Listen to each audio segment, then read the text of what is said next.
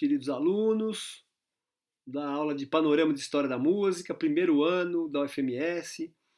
Não desanimem, não desanimem. A gente está aqui à distância, mas já estamos na quinta aula à distância e nós conseguimos percorrer 2000 anos de história, de Pitágoras até Palestrina.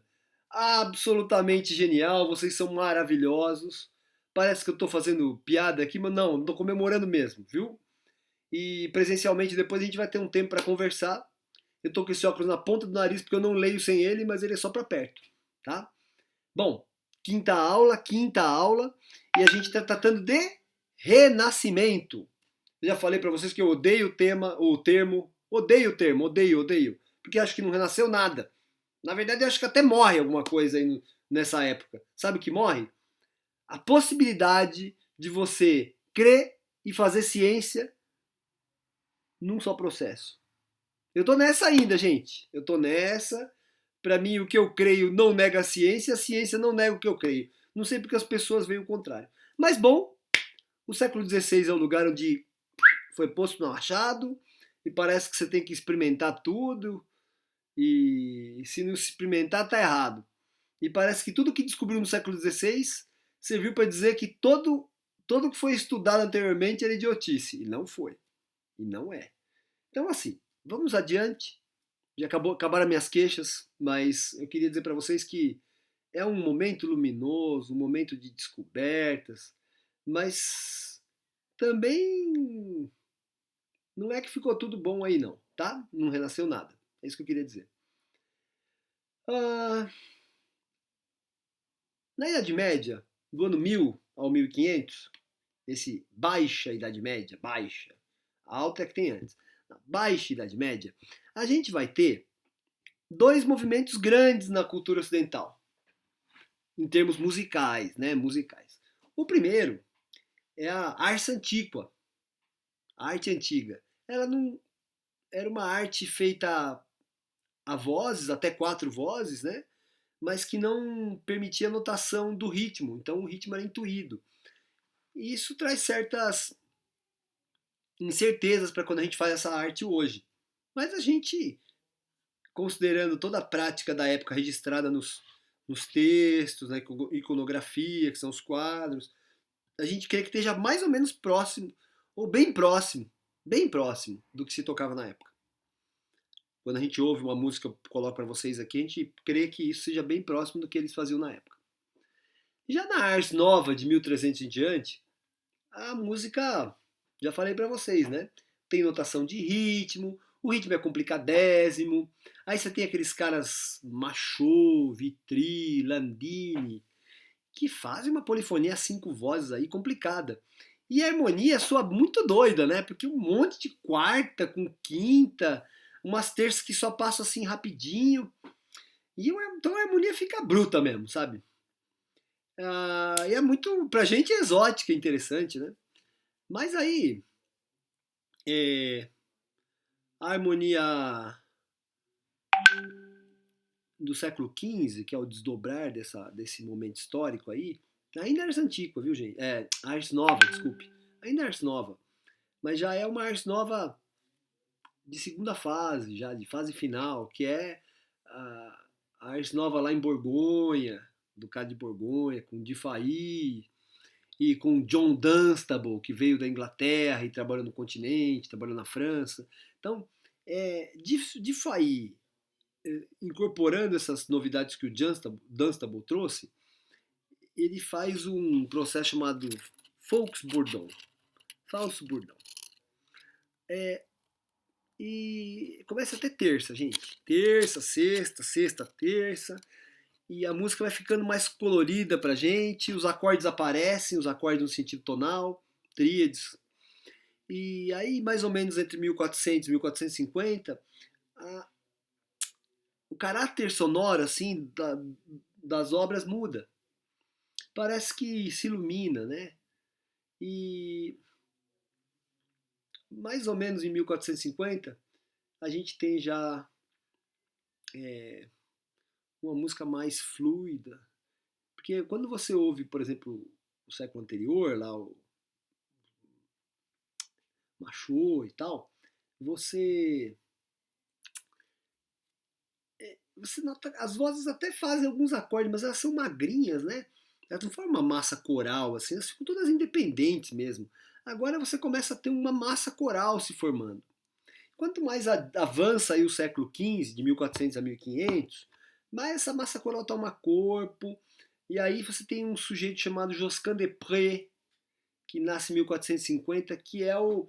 Ele vai pegar essa tradição que vem de Dufay, Ockeghem, Dunstable já tinha falecido há muito tempo, e vai expandir, vai melhorar, e ele vai ser, essa música dele, do Josquin des Prez, vai ser a música, digamos, muito apreciada pelos compositores do século seguinte, do século XVI. Ele vai morrer em 1521, com 71 anos então, e muito famoso, e uma referência então para os jovens compositores. Todo mundo queria aprender polifonia, tinha que estudar a música do Josquin.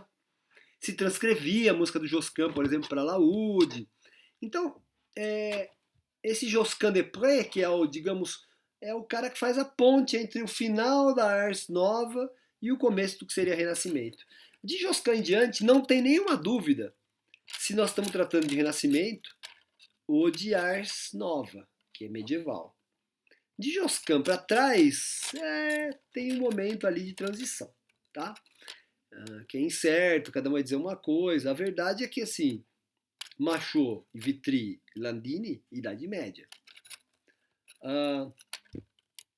Josquin, Renascimento. Ok? É assim. O que está no meio, transição.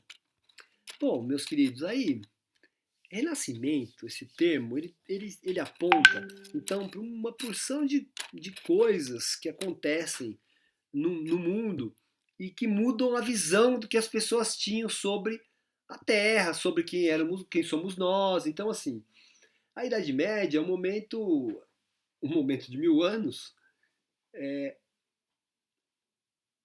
teocêntrico. Na Idade Média, o pensamento todo apontava para Deus. Na minha visão, isso não é mal, isso é bom, né? Mas aí, você começa a ter gente que começa a falar em nome de Deus. No caso, padres, papas, clérigos todos, né? Telepregadores, na época não tinha. Mas aí esses caras começam a falar umas abobrinhas em nome de Deus, começam a proibir coisas em nome de Deus. Proibir de pensar, proibir de falar. Então, digamos, em nome de Deus, muita coisa foi mal feita. Muita gente morreu. E aí você tem digamos, um movimento de afastamento da igreja, porque a igreja era a instituição poderosa, que carregava o conhecimento, mas também que punia, né? Ela se misturou com a ideia de Estado, né? Sobretudo, talvez o erro maior seja esse na Idade Média. E você começa a ter esse afastamento da sociedade em relação à igreja e sociedade, né? A igreja vai deixando de ser o todo na sociedade, né? Ela deixava um espaço para o senhor feudal e o resto ela era o todo. Então, assim, ó, eu coloquei algumas datas para vocês, desde a criação da Universidade de Bolonha. Bolonha foi a primeira universidade. Aí você vai tendo outras, né? Coimbra, Sorbonne. Portugal teve uma das primeiras, né? Salamanca. E universidades era aquele lugar que era criado a partir de um mosteiro, a partir da permissão da igreja, praticamente com professores clérigos. Então não pense vocês que a universidade era uma coisa laica ou, sei lá, materialista, não era nada disso, gente. A universidade nasceu da liberdade que o próprio cristianismo deu para o pensamento, ok?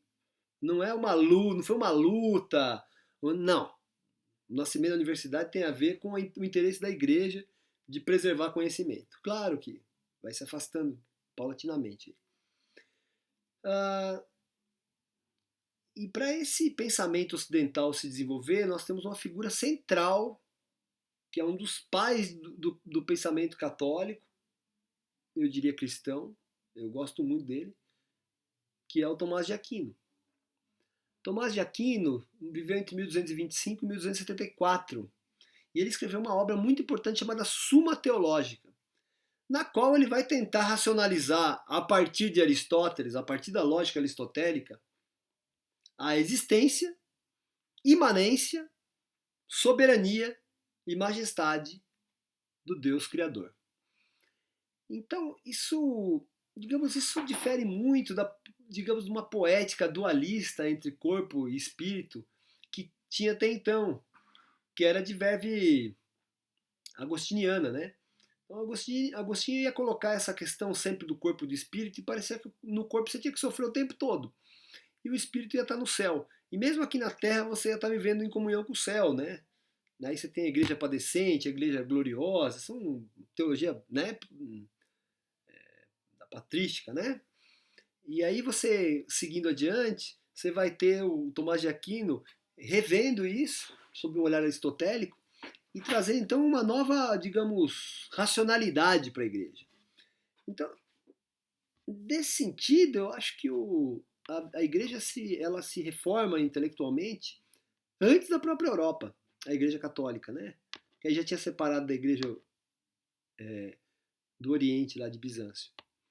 E esse movimento, então, intelectual, o pai dele é o Tomás de Aquino, por isso a gente diz Revolução Tomista, ou Teologia Tomista, ou Filosofia Tomista. Lembrando que filosofia e teologia estavam imbricadas. Ele é o maior filósofo da Europa medieval, Tomás de Aquino, não tenha dúvidas. Ok? Bom, mas também é um filósofo cristão. Aí você vai ter, a igreja passa por problemas políticos internos. Os papas eram, cara, política, gente. Isso é o que eu falei, né? Política e religião e filosofia não caminham bem juntas, né? Então, assim, o que acontece é que tem golpes de Estado dentro da igreja, tem papas que são muito autoritários, aí os caras instituem o papa, aí o papa quer ficar lá, aí os caras mudam o lugar onde fica o papa. Falou, não, agora não é mais Roma, agora a gente vai para Avignon, na França. Porque o rei deu uma moral lá e a gente vai ficar protegido, e agora a capela papal tá lá. Aí fica 2 papas. Tem mais fica 3 papas. Nossa, imagina, isso é um golpe de Estado, certo? Então você tem isso, né? Chama cisma do Ocidente. Você vai para Avignon, depois você volta. Isso é um período um período longo, hein, gente? Mais de 100 anos de guerra interna da igreja. Lembrando para vocês que Roma parece que é essa cidade que a gente vê hoje. Né? Cara, Roma era um monte de escombro, gente. Escombro, uma cidade desolada, devastada. Ela vai sendo reconstruída na Baixa Idade Média. Roma no ano de 1200 era feia coisa, cara. Feia, feia, feia. Porque foi uma cidade muito invadida, muito destruída, e nunca tiveram força para reconstruir aqueles prédios.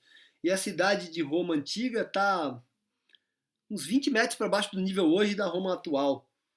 Então eu não sei quantos metros ela estaria abaixo na Idade Média, mas ela não estava mais. A calçada não era a calçada romana antiga. Então, assim, é uma cidade em cima de outra. Bom, agora assim, vocês veem que muita coisa vai mudando, que não é assim que lá no Renascimento, luzes. Não. 1453, Bizâncio, aquela cidade que era o antigo Império do Oriente Romano, que tinha dividido o Império, lembra? Ficou Roma e Bizâncio. Ela está sendo chamada de Constantinopla e ela é tomada pelos turcos. Então, ela se torna uma cidade muçulmana. O imperador é deposto. E aí, com essa tomada, a gente entende que aquilo que sobrou de Idade Média caiu por terra. A última grande estamento da Idade Média era essa herança que vinha desde a antiguidade, que perpassa tudo. Então a gente diz que aí começa a Idade Moderna. Né? Tá bom, é só um marco, é um rei que caiu. Não mudou nada na Europa de verdade, mudou um pouco de rota comercial, né? Vai ter uma influência depois das rotas comerciais aí, porque, claro, né? O cara vai segurar os produtos, mas... agora o que acontece é que, de fato, em 1453 o mundo estava bem diferente de 1000. E bem diferente do ano de 800, 700. 700 então estava muito diferente. 1453, o mundo tinha muito comércio, a Europa estava próspera, as cidades estavam crescendo, os comerciantes estavam se dando bem, os pequenos produtores, as pessoas que faziam sapato. Tinha comércio, entendeu? Comércio, cidades e tal. E tinha acontecido uma coisa aí um pouquinho antes, 1430, o Gutenberg, que é um alemãozão, Johannes Gutenberg, ele inventa um carimbo que você podia trocar as peças do carimbo, as letras. Aí você imprimia uma folha.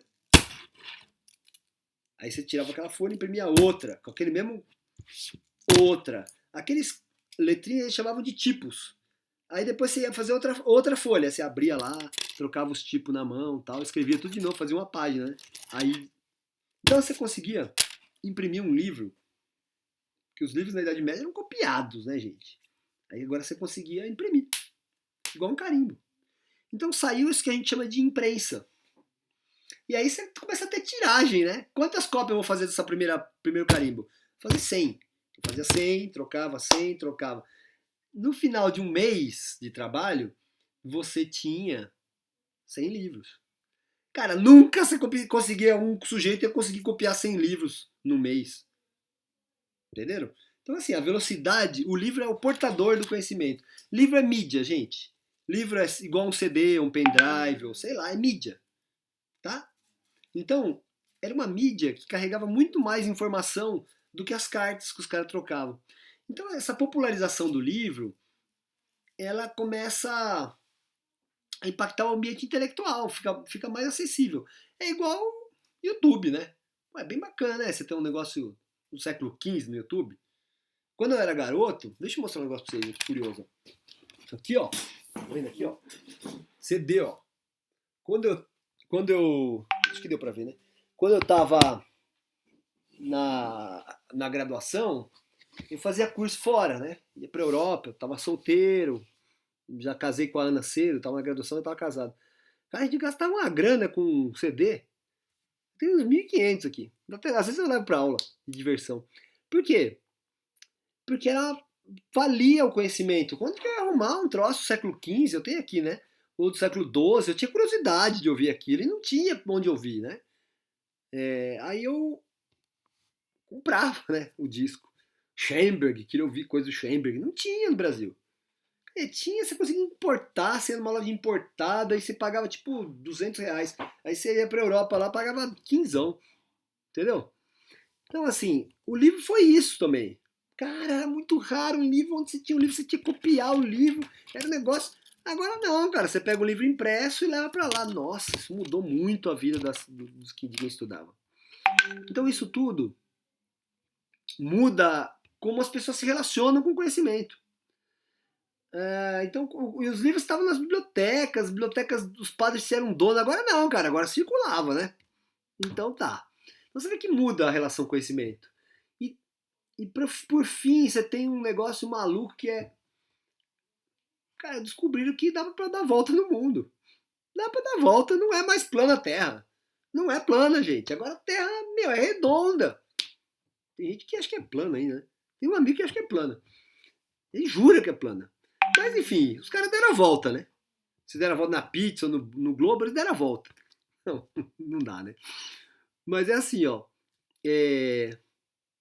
Deram a volta. E aí descobri que tinha gente do outro lado do mundo. Cara, e aí o que eu faço? Não, vamos pregar pra eles. Foram pregar pra eles. Foi isso aí. Vamos pregar o evangelho, vamos fazer negócio com eles. Eles não querem fazer negócio? Então escraviza. É um horror, né? Terrível. O ser humano é de lascar. Mas é assim, ó. Isso tudo impacta muito o pensamento da época. O homem passa. Os caras que tinham grana começam a se sentir senhores do mundo, meu. O mais interessante, eu acho, mais do que tudo, é que as artes, elas ficam mais livres daquela obrigação da igreja. Você fala, pô, mas você não gosta de igreja? Eu adoro igreja, mas cara, você fazer só arte pra igreja é muito chato, né? Você não pode fazer mais nada, não pode cantar pra sua mulher, não pode cantar pros seus filhos. Então, assim, ó, esse mundo novo todo, ele abre uma oportunidade enorme para os artistas.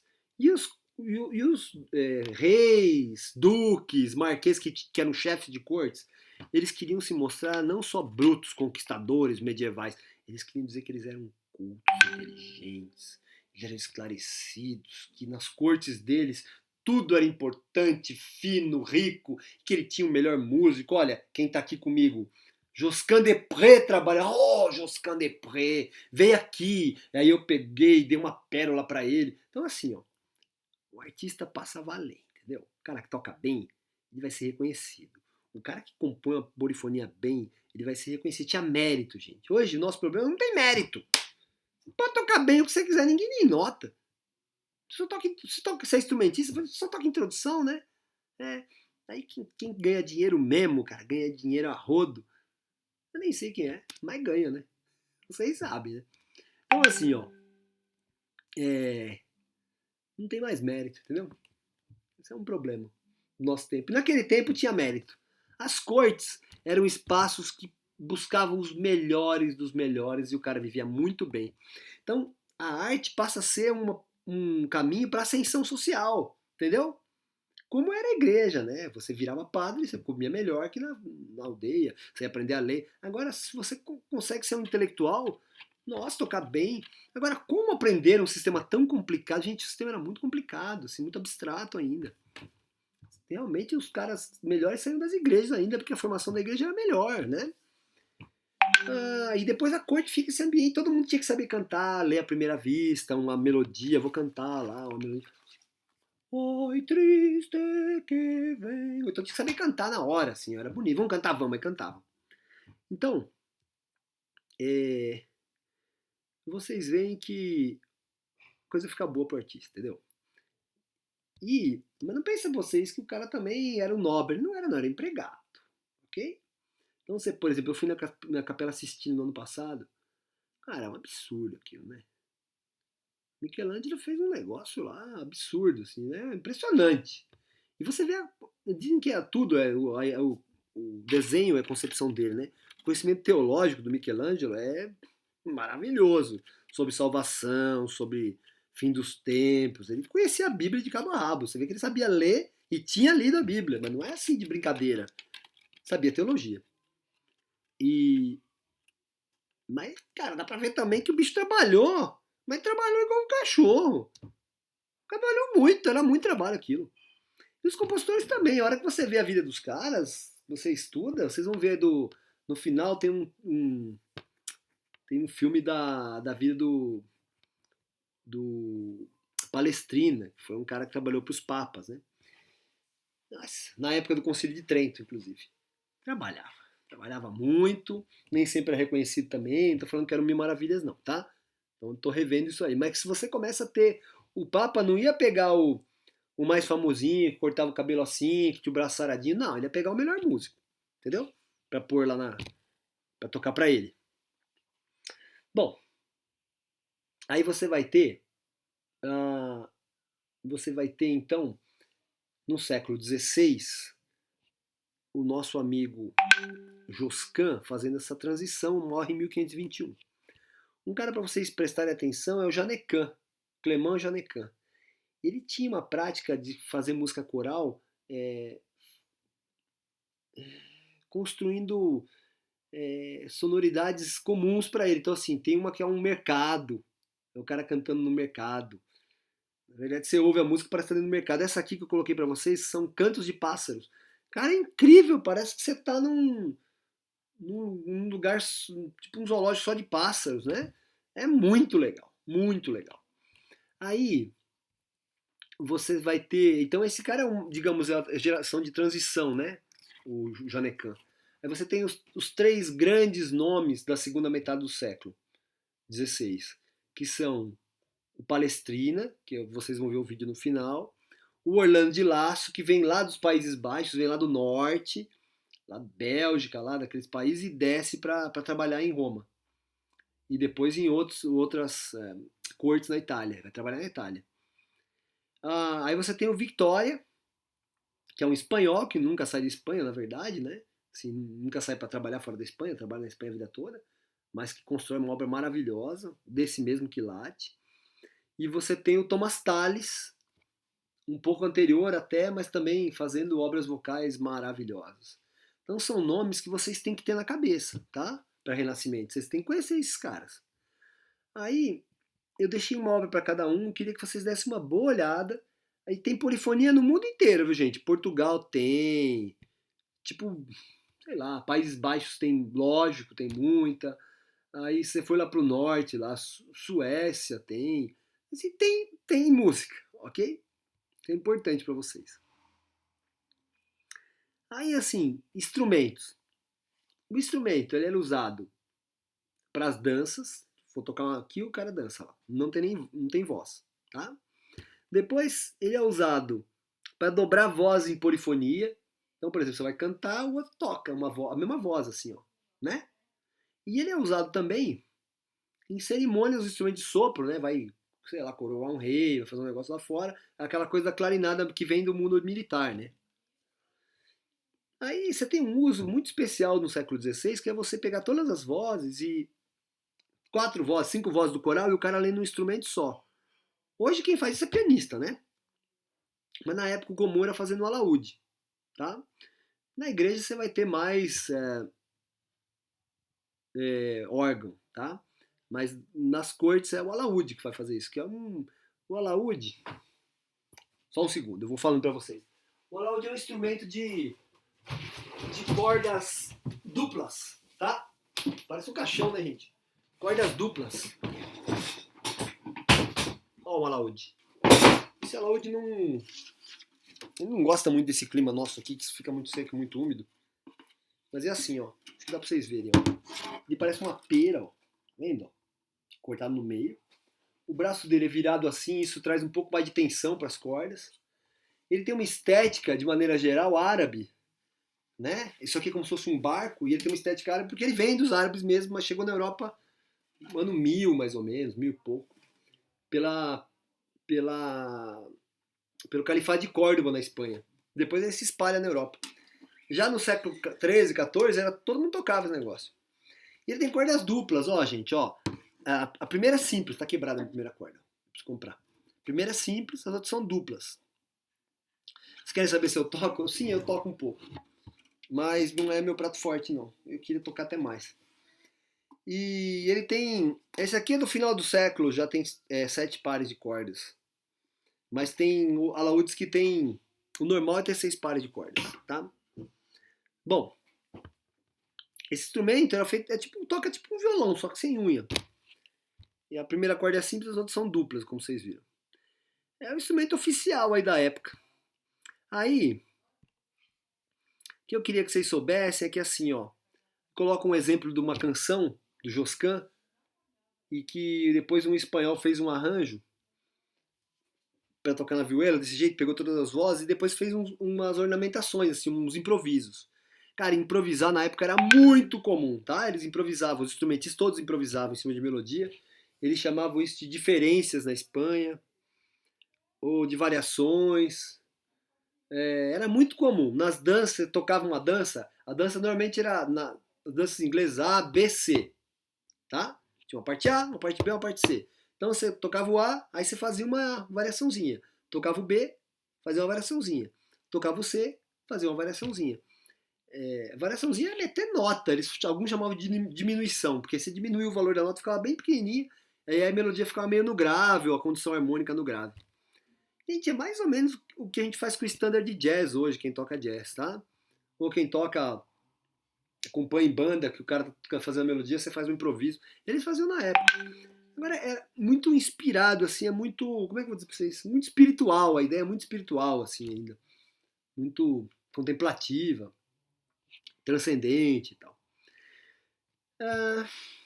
Então, olha, o repertório vocal tinha dança, tinha esses temas que eles variavam, podia ser um tema, por exemplo, um tema sacro que fazia variações, era muito comum. Eles era basicamente isso. Ou às vezes eles faziam uma coisa chamada fantasia. Quando vocês dizem fantasia, é o seguinte: fantasia quer dizer imaginação. Não sei o que vocês estão pensando, hein? Mas é imaginação, gente. Você fica imaginando uma coisa e você está fantasiando. Então, fantasia para música era uma polifonia que você fazia como se fosse uma obra vocal, só que você fazia da sua cabeça. Era uma polifonia, como se, em vez de você transcrever do vocal para o instrumento, você fazia direto no instrumento, mas usava aquela teoria vocal, entendeu? Bom, eu queria que vocês dessem uma boa lida aqui nesses meus slides, tá? Aí eu queria dizer para vocês assim, ó, você tem música vocal era basicamente litúrgica ou pelo menos sacra. E até os caras que trabalhavam em corte, claro, faziam música sacra, faziam missa pro coração de alguém, faziam música sacra. E a música sacra ainda era, digamos, a vanguarda, era o que tinha de mais interessante, mais difícil, mais complexo. E aí as outras categorias iam copiando a música sacra vocal. Aí começa na corte um tipo de composição que é, digamos, já que vai fazer a transição pro barroco. Que é assim, ó, ela se chamava madrigal. Madrigal é você pegar um soneto, compor música para todos os versos. Não repete nada, gente, vai até o fim. Não tem estribilho, refrão, não tem. Porque assim, na forma de dança, você tem estribilho, né? A, B, A, C, A, por exemplo, rondó. E aí o texto vai encaixando lá, mais ou menos, não tem nada a ver a música com o texto. No madrigal, não. Como o cara escrevia a música para aquele texto, a música e o texto tinham alguma coisa a ver. O cara falava de morte, aí ele começava a descer em cromatismo para baixo, aí falava de dor e fazia tó, uma sexta menor. Aí você, nossa, sexta menor, como eu tô apaixonado. Então assim, ó, aí você começa a ter, eles tinham lá, ó, a teoria dos afetos, assim, ó, gente, sexta menor é muito sofrimento. Falei, né, é verdade, tá? É verdade. Tinha um cara chamado Zarlino. Ele fez um livro falando, ó, isso aqui se você saltar assim, se você usar uma sétima, preparado, não sei o quê. Então, assim, aí vocês veem que começa a ter uma preocupação muito grande com expressar coisas com a música. Claro, tem que vir junto com o texto, né? Senão só dó, dó, não diz muita coisa, né? Mas se for eu sinto, ninguém vai achar que eu tô sentindo muita alegria, né? Entendeu? Então ela realmente ajuda o texto. Que não quer dizer que seja uma coisa fechada, assim, que tem um significado por si. Mas é bem bonito ver essa tentativa. Então, essas obras aqui que vocês têm dos madrigais, elas são sempre muito expressivas. Prestem com toda. Eu presto para você. Essa aula tem muita boa música. Então prestem muita atenção, sobretudo nesses madrigais. Valem a pena ser ouvidos, tá? Bom, aí eu queria que vocês curtissem essa música, queria pedir para vocês realmente curtirem, sobretudo a música do final aqui. As dos compositores, eu vi, não gostei muito, vai para frente. Agora esse último slide aqui que tem os madrigais, ouçam com atenção, ouçam até o fim. Aí o fichamento dessa aula não é de um texto, é de um vídeo, de um documentário. Então tá aqui o endereço do documentário, eu sou Palestrina. Eu não estou muito interessado em fofoca, ok? Eu quero saber da vida do Palestrina, que vocês entenderam da música. Bom, meus queridos, o que eu queria dizer para vocês é isso. Eu peço desculpas aí pelo tempo, 33 minutos, mas é importante para vocês como aula, como para a gente ter um contato. Como reflexão, eu queria dizer para vocês que acho que é muito importante para a história do conhecimento humano o desenvolvimento do pensamento no século XVI. E ele estava mesmo amarrado pela igreja. Amarrado, os caras não podiam mexer em cadáver e tal e tal.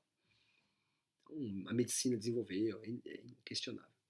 Como teoria do conhecimento, você tem um processo que passa paulatinamente a negar todos os pressupostos filosóficos que tinham sido construídos até então.